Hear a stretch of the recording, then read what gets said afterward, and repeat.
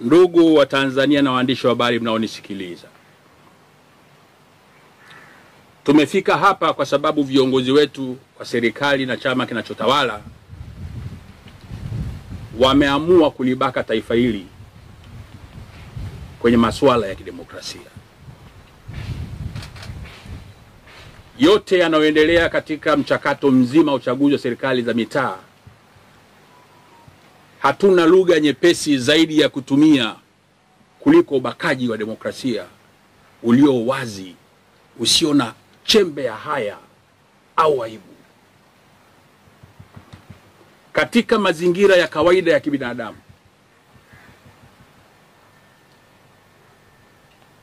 baada ya ubakaji wa mwaka 2019 na 2020 na ahadi ambazo zimetolewa na viongozi mbalimbali kwenye majukwaa ya wazi,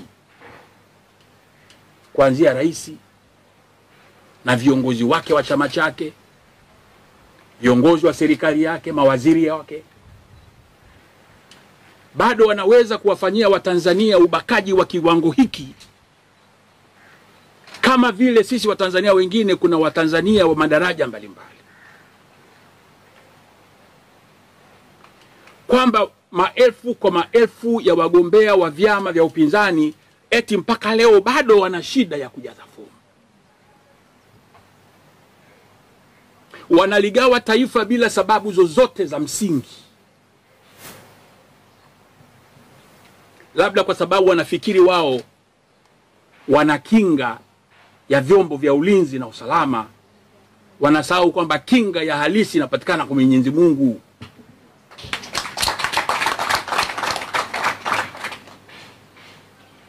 Waangalie viongozi wetu hawa, waangalie wamama wale, wakaka wa baba, nchi nzima watu kwa maelfu wanaumia roho zao. Wanasema sisi viongozi tokeni semeni. Tunajiuliza, viongozi tuseme nini?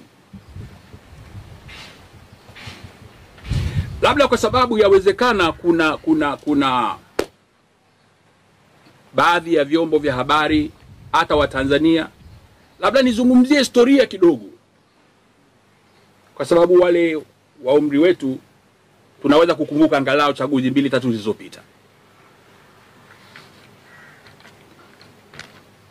Mtakumbuka ubakaji rasmi wa demokrasia ulianza baada ya kuingia madarakani Rais JPM mwenda zake.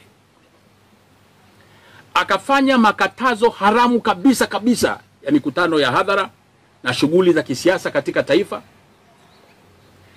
akivunja katiba, akivunja sheria, akitumia vibaya madaraka aliyopewa na katiba yetu na wananchi hawa. Ujenzi wa demokrasia, ndugu zangu wanahabari, sio jambo jepesi kama wengi wanavyofikiria. Kuiona Chadema imefika hapa ilikofika, imepitia mengi mazito, maumivu, jasho, damu, vifo, vifungo.